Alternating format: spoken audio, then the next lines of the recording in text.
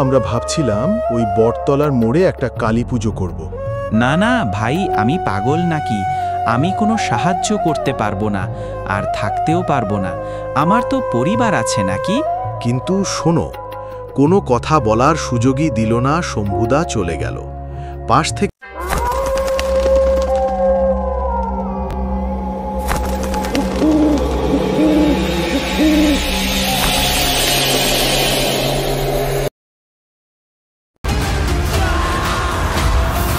দেখলাম সাইকেল নিয়ে রাজু এগিয়ে আসছে। এ রাজু, শোন, একটু বলছিলাম, আমরা সকলে মিলে রাস্তার মোড়ে রক্ষাকালী পুজো করব। তুই থাকতে পারবি? আমি কিছুদিন আগে একটা কালো ছায়া দেখেছিলাম। ওখানে মায়ের পুজো করলে যদি সবকিছু ঠিক হয়ে যায়, তাহলে আমি অবশ্যই থাকব। এই তো, তাহলে আমরা 5 জন হলাম।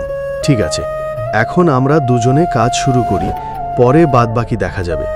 কাল সকাল সকাল আমি আর মোহন 9 ঠাকুরপাড়াতে যাব মায়ের প্রতিমা দেখার জন্য। দেখি একটা ভালো ঠাকুর জোগাড় করতে পারি কিনা। এখন তাহলে আসি, বুঝলি?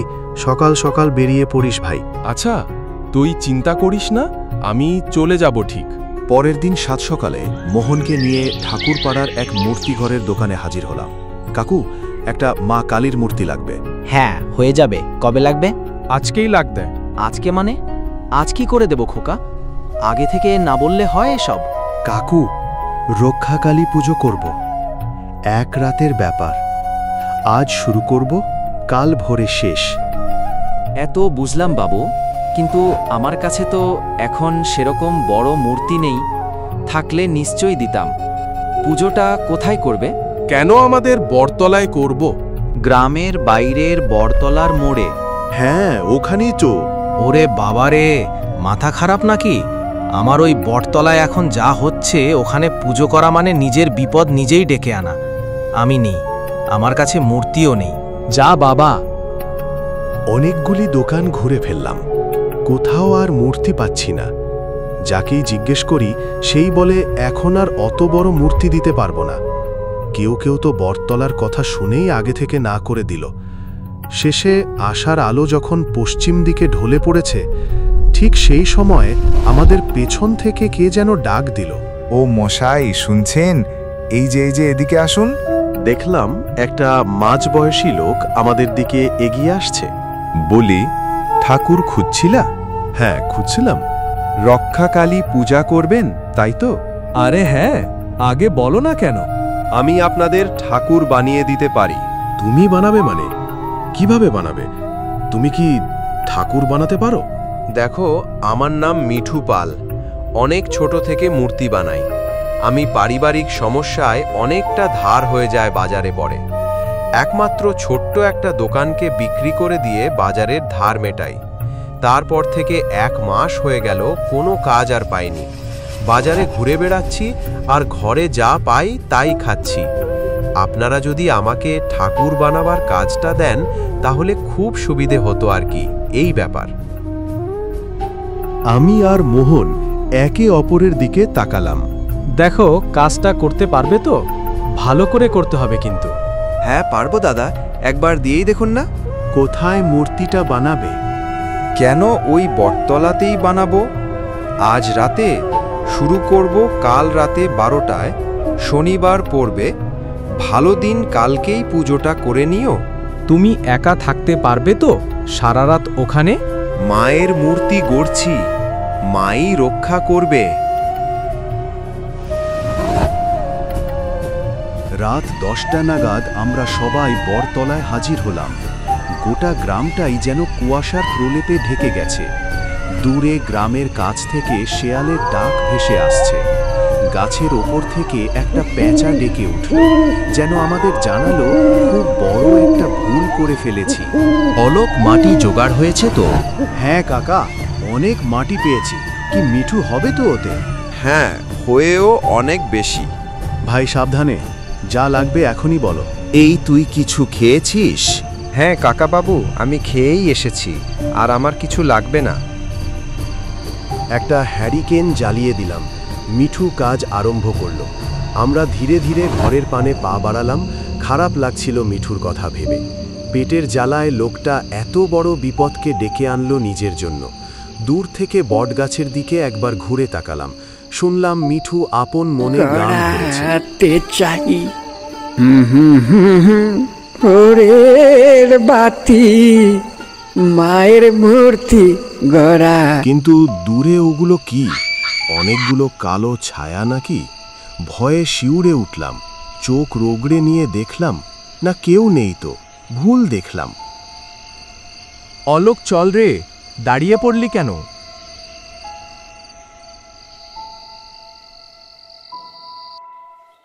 সকাল হতে চরম আগ্রহ নিয়ে সবাই বটতলায় হাজির হলাম।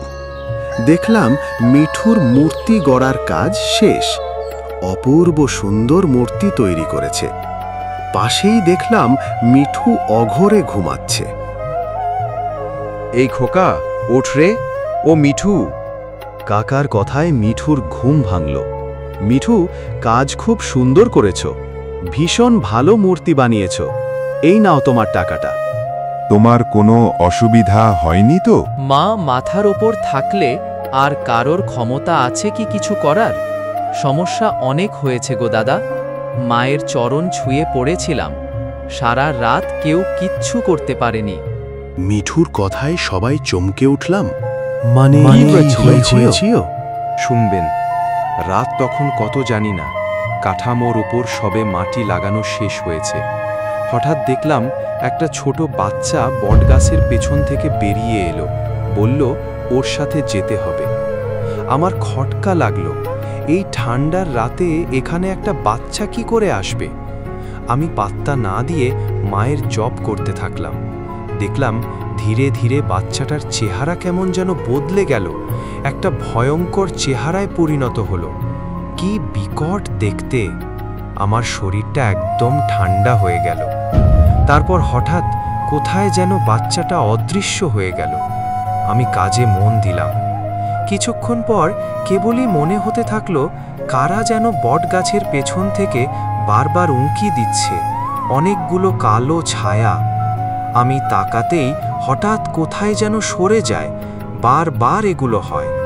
আমি মন দিয়ে কাজ করছিলাম। কিছুক্ষণ পর ওই রাস্তার মোড় থেকে কার যেন চিৎকার ভেসে এলো, বাঁচাও, বাঁচাও! তার সাথে একটা জোরালো গাড়ির আলো রাস্তার মোড়ে এসে পড়ল। বাবু, গত রাতে 3 গ্রামের লোক ঘুমায়, স্টেশনে ট্রেন থাকে না, এমনকি জাতীয় সড়কে কাজ চলছে, গ্রামে ঢোকার রাস্তা বন্ধ। অত রাতে গাড়ি কোথা থেকে আসবে? বুঝতে ভুল হলো না, এ যে একটা মায়া। ভুল করে ওখানে গেলে বেগতিকে প্রাণটা যেত। মায়ের চরণ ছুঁয়ে জেদ ধরে পড়ে থাকলাম। দেখলাম গাড়িটা ধীরে ধীরে কোথায় যেন মিলিয়ে গেল। শেষ রাতে এক ভয়ঙ্কর নারী মূর্তিকে দেখে জ্ঞান হারালাম। অনেক ভোর রাতে উঠে মায়ের মূর্তি গড়ার কাজ শেষ করলাম। নারী মূর্তি বলতে কি বলতে চাইছো? সে এক ভয়ঙ্কর নারী মূর্তি বাবু, বলে বোঝাতে পারবো না। দেখার সাথে সাথেই জ্ঞান হারিয়েছিলাম। মূর্তি হয়ে গেছে, মায়ের পুজো হলেই ব্যাস, সব বিপদ কেটে যাবে। মিঠুর বাড়ির পথে পা বাড়ালো আমরা, পুজোর আয়োজন শুরু করলাম। সবই হলো, কিন্তু সমস্যা হলো এই যে ঠাকুর মশাইকে কোথাও পাওয়া যাচ্ছে না। আরে অলোক, এবারে কি হবে? অতুল ঠাকুর ছাড়া পুজো কিভাবে করব? কেন, আমাদের ঘুরো কি বলল? কেউ রাজি হচ্ছে না। কাকা যখনই শুনছে বটতলায় পুজো, তখনই পালিয়ে যাচ্ছে। কিন্তু ওকে রাজি করাবে কে? মোহন, একমাত্র মোহনই পারবে এই কাজ করতে। সন্ধ্যা নামতেই মোহনকে নিয়ে হাজির হলাম খুড়োর বাড়িতে। দেখো খুড়ো, গ্রামের দুর্গাপুজো, লক্ষ্মী পুজো সবকিছু তোমাকেই দিয়ে করাই। আজ তুমি যদি এমন বলো, তাহলে আর আমাদের কিছু বলার নেই। গ্রামের ভবিষ্যৎ তোমার ওপরেই নির্ভর করছে। আরে আমার একটা সংসার আছে, আমার কিছু হয়ে গেলে আমার ছেলেটার কি হবে বলো তো? পরিবার কি আমাদের নেই? কি বলতে চাইছো বলো তো? চলো চলো, কিছু হবে না, চলো খুড়ো। মোহন একরকম জোর করেই খুড়োকে বাইকে বসিয়ে নিয়ে চলল বটতলার উদ্দেশ্যে। আরে বাবা, তোরা বুঝছিস না, এ আত্মা খুব ভয়ঙ্কর। আমাদের কাউকে ছাড়বে না, দেখে নিস। তুমি খালি ভালো করে পুজোটা করে দিও, তাহলেই হবে। তোমার কিছু হবে না, এ দায়িত্ব আমাদের। রাস্তার মোড়ে টিমটিম করে চলছে একটা লাইট। রাত 12টা বাজতেই মায়ের পুজো শুরু হলো। সামনে আমরা সকলে দাঁড়িয়ে, পুরোহিত মশাই পুজো শুরু করল। হঠাৎ কোথা থেকে যেন পাথরের টুকরো আমাদের মাঝে এসে পড়তে শুরু করল। সকলেই এদিক ওদিক দেখতে থাকলাম। তীব্র গতিতে ঝড় শুরু হলো। সামনে থাকা লাইটটি ভেঙে পড়ল মাটিতে। ঠাকুর মশাই, এ পুজো থাবালে কিন্তু চলবে না। আপনি পুজো করুন, আমরা দেখছি এখানে। কাকা, এগুলো কি শুরু হলো? হ্যারিকেন চালিয়ে দিলাম মায়ের মূর্তির সামনে। কেউ ভয় পাবি না, কিন্তু যদি কিছু সমস্যা হয় তবে আমি এগিয়ে যাব। আমার মৃত্যুর পরেই তোদের গায়ে কেউ হাত দেবে। কি বলছিস এসব? আমরা সবাই একসঙ্গে লড়ব। সবাই মাকে মনে মনে স্মরণ কর, মা আমাদের সকলকে রক্ষা করবে। আমরা দেখলাম কোথা থেকে যেন কিছু কালো ছায়ার আগমন ঘটল। সাথে সাথেই এক বিভৎস নারী মূর্তি এসে দাঁড়ালো আমাদের সামনে। বন্ধ কর, বন্ধ কর। তোরা এই পুজো না হলে গ্রামের সকলকে মেরে ফেলবো। কেউ বাঁচতে পারবি না। সাথে সাথেই দেখলাম কোথা থেকে যেন চেঁচামেচি শুরু হলো। ঝড়ের বেগ যেন বেড়েই চলেছে। আমরা সকলে ভয়ে কোনো কাঠের মতো শুকিয়ে গেছি। হঠাৎ দেখি মায়ের হাতের খাড়াটি নেই, কোথায় যেন উধাও হয়ে গেছে। কি বলছিস রে? বিভৎস দৃশ্য! জয় মা, জয় মা! কি বিভৎস রূপ! তোরা এদিকে একবার তাকিয়ে দেখ।